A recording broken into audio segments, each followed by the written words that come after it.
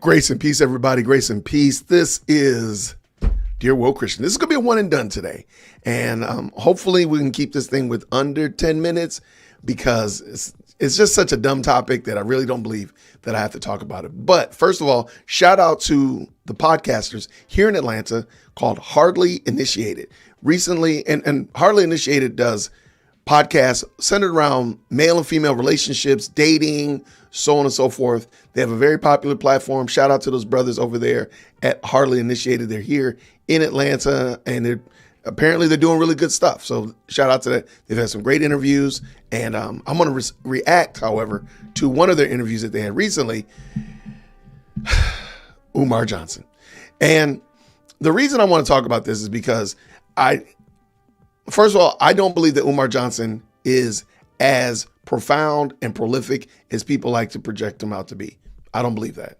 I do believe that he says some things sometimes that do that seem to be well received, and that's cool. But he says things that are so bombastically racially charged a lot of the time, it wouldn't get a pass if a white person said it. And that's usually my litmus test. If somebody says something is that out of pocket, if a white person said it, then a black person shouldn't say it. Then a brown person shouldn't say it. Other people shouldn't say it. Maybe we shouldn't do that. Maybe we shouldn't think like that. But even worse than that, Umar Johnson speaks about two topics in this little clip that we're going to look at that he has zero authority in these two spaces. And those two spaces are family and church. I have no idea why these brothers ask him that.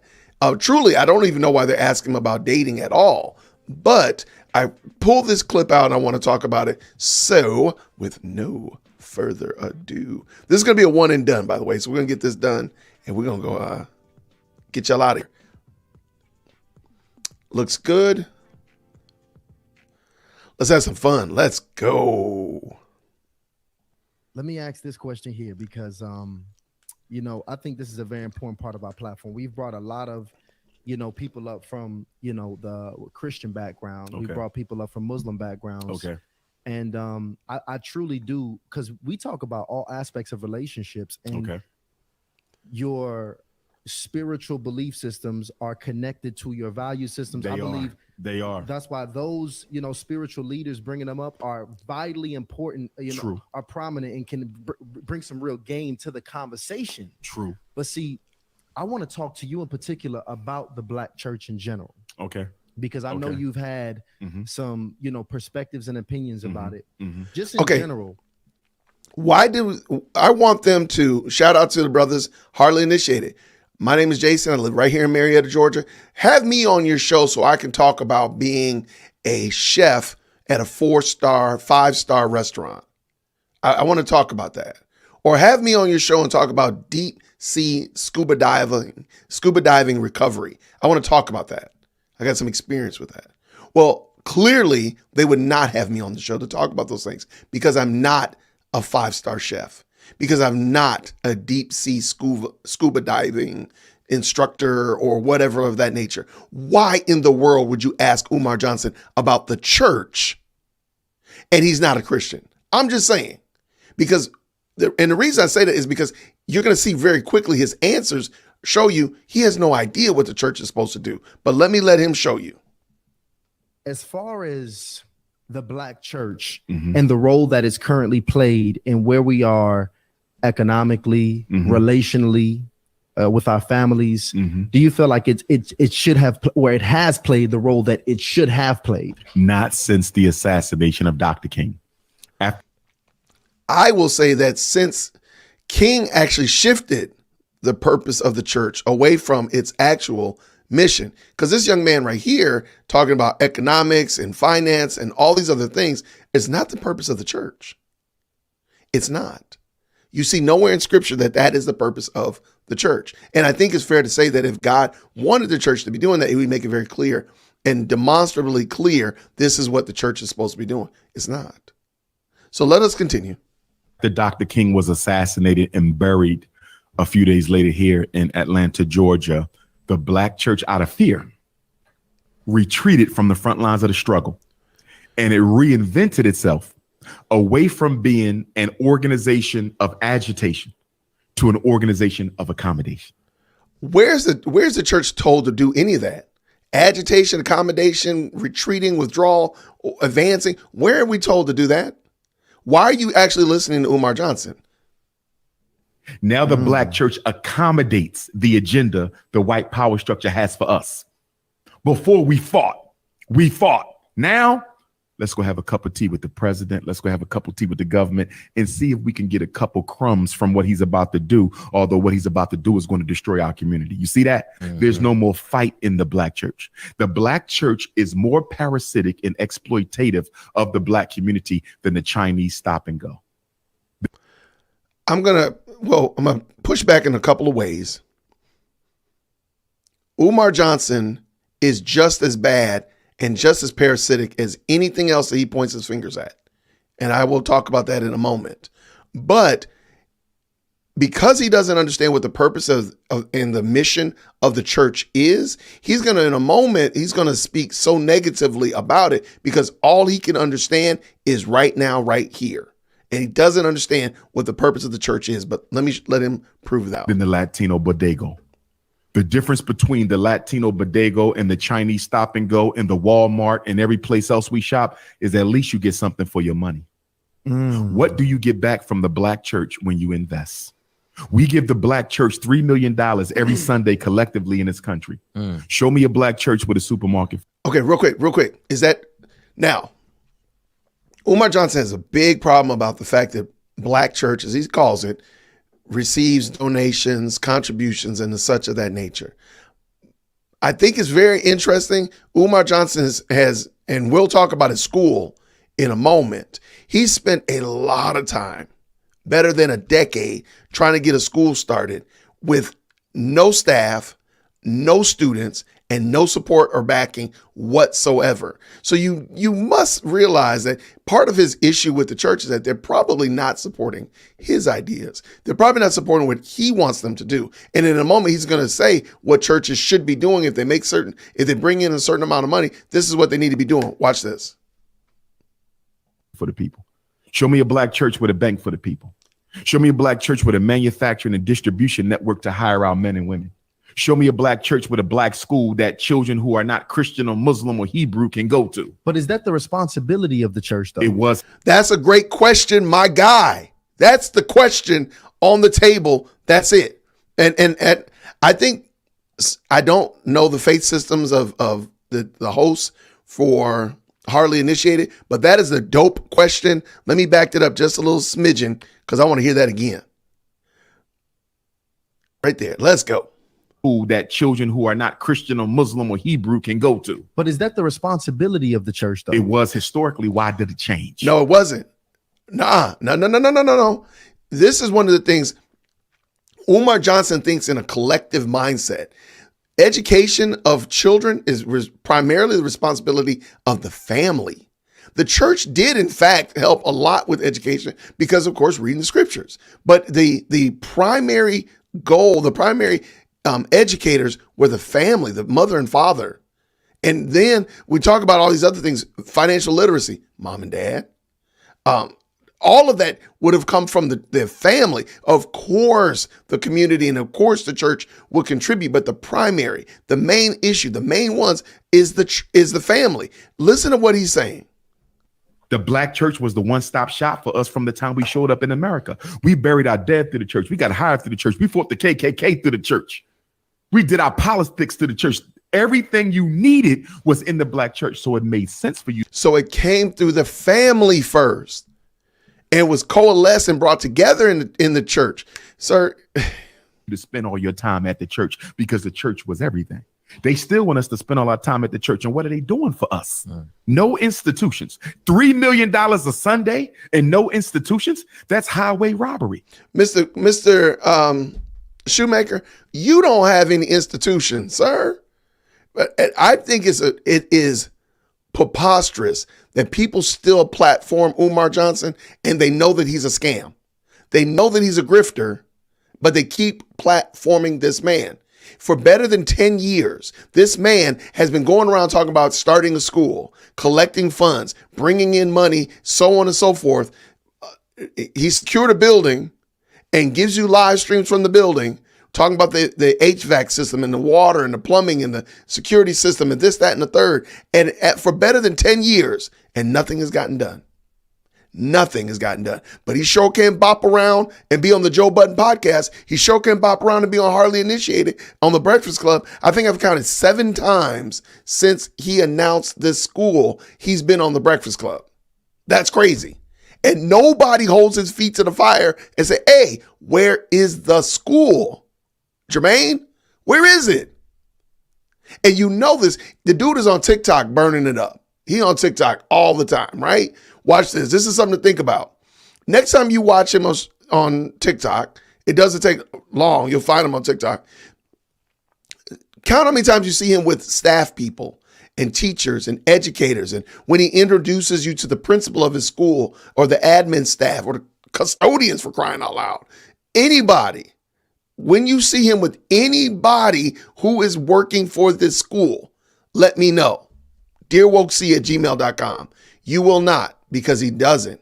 He doesn't have anybody. It's a scam. It is a whole full-on scam. And so he can busy talk about the church all day long. And he is the arbiter of what churches should do, which I think is very peculiar, that he can tell churches what they should be doing. But watch this. He himself can't do what he's doing, what he's talking about. And I'll prove it. If you really care about doing the Lord's work, why are you so comfortable with your people living in hell? Why are you, sir? Why are you? All this talk that you're talking is falling on deaf ears because we can't hear you, because we're echoing off that empty building that you say your school is in. We're echoing off the fact that, and he's going to talk about it in a moment, you talk about family, sir, we can't hear you because you got 2 baby mamas and 2 women that 2 baby mamas and 2 children that you're not married to and you don't have, that you're not involved with, sir. We can't hear you. That's interesting, because I think that's a lot of pressure to put on the black. And yo, again, shout out to Hardly Initiated. This is not a slight on them. I've seen quite a few of their videos, and they're not bad. Not bad. They're not my shtick, but that's okay. I think this guy is really bothered by the fact that I'm going out on a limb. I think he knows what the church is supposed to be doing. And listen to what he says right here. Black church. And I only put it on churches who have a net income of $250,000 a year. If you're bringing in less than $250,000 a year, I will accept you doing some good for the community. Who are you? I'm not expecting you to build a bank, a school, a hospital, or a supermarket. Who are you, though, Jermaine? Who are you to say, oh, if the church brings in $250,000 a year, they should do X, Y, Z, and that's what the standard that I put. If they bring in less than that, they don't have to do what my standard. Who are you, sir? Who are you? My goodness, in the morning. But if you netting 250,000, and if you a mega church, you know what? Though I disagree with the mega church system, and again, he's going to name 2 of them, and they're very egregious. No argument for me about how egregious these 2 institutions are. But Jermaine, you don't have a stake or lot in this argument, so therefore you don't actually matter. Nobody cares what you're saying. If you a mega church, Creflo Dollar, TD Jakes, if you a mega church and you ain't got no institutions for the black community, come on, man. You're an exploiter. So what's the ideal? Give me the ideal picture that you would like to see. Nobody cares what he would like to see. That's the thing. The church is not the black church, the white church, purple, yellow, green church. It's Christ's church. So really, nobody cares what Jermaine thinks. Let me just be honest. Nobody cares. However, I do want to let him tease it out, because again, I think he's asking some good questions. Even let's say a mega church. I would like in the community. I would like the mega church to have a Black Wall Street. And what I mean by that is those 4 institutions: a clinic for the people, whether they're Christian or not, they black; a school for the children, whether they're Christian or not, they black; a supermarket to feed our people fresh food coming from the black farmers. Okay. And also a bank to invest in our people so we can get this entrepreneurial spirit up, because there's no jobs. I just wonder this is just a thought, just a question. I know almost every single historically black college university is in a predominantly black neighborhood. Does he hold the same standard for them? I'm just wondering. Now, I do think that churches should be involved in the community. Nobody's saying that otherwise. Jermaine Shoemaker is not going to be the standard, though. Nobody cares what this guy is saying as it relates to what churches should do. I don't care. If you are doing missions, if you're doing feed the homeless, if you're doing coat drives, if you're doing community gardens, I don't care. This guy right here is not the standard at all. And my don't care, because again, I don't even think he realized, well, I know he doesn't realize because he hasn't gotten to school together, the expenses that go into actually keeping property. Like, I don't think he even knows what it's like to insure a church. I don't think he even understands what it's like to deal with utilities and those things of that nature. So he's just a scammer. I'm just going to say it again. Jermaine Shoemaker is a scam. Left in America, we have to help Black people create jobs for themselves. We have to become, Black America is going to have to go full-time entrepreneur. Wow. No more jobs. They're giving everything to the migrants. The migrants are in America to replace the Africans. This is the purge. Absolutely. Do they have a role and a hand? So again, notice Jermaine Shoemaker's ideology is strictly horizontal. It has nothing to do with what spiritually we've been told to do or what the purpose of the church is, what the church actually does. Who are people that are in the church? None of that stuff is even understood by him. Let's go. In the outcome of where we are as far as our families are concerned? Who?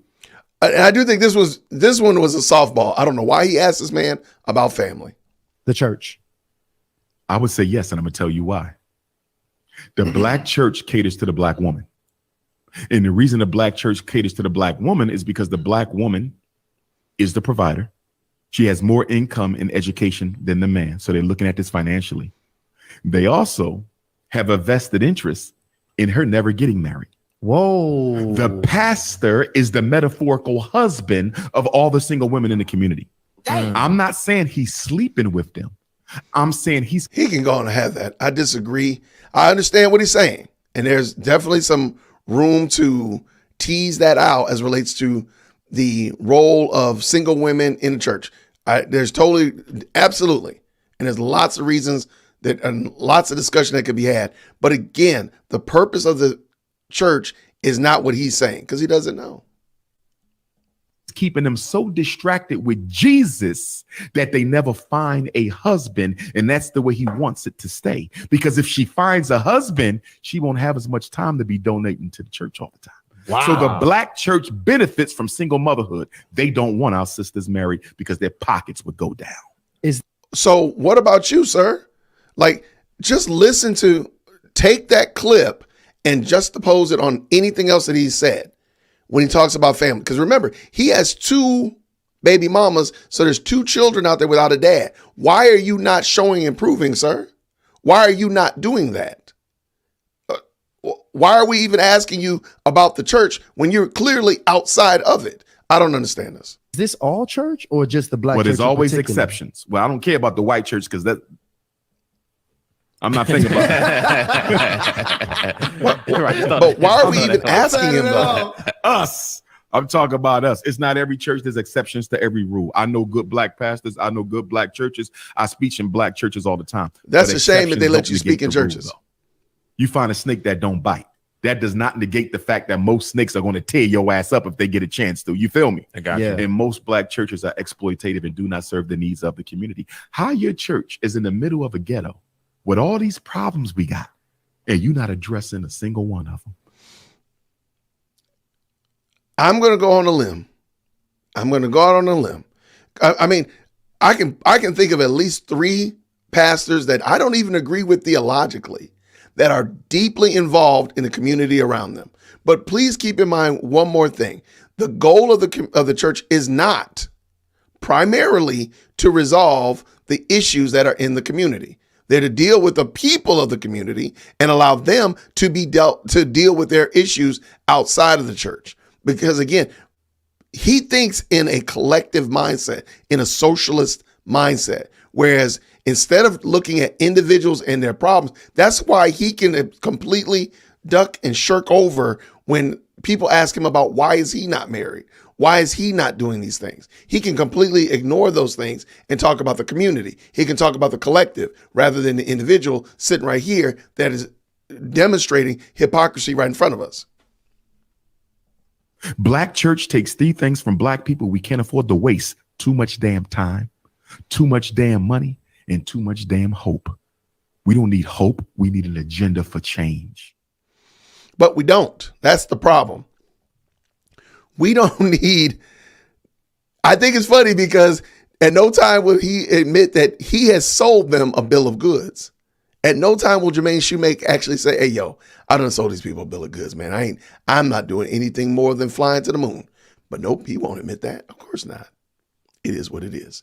Anyway, I just thought that was very interesting.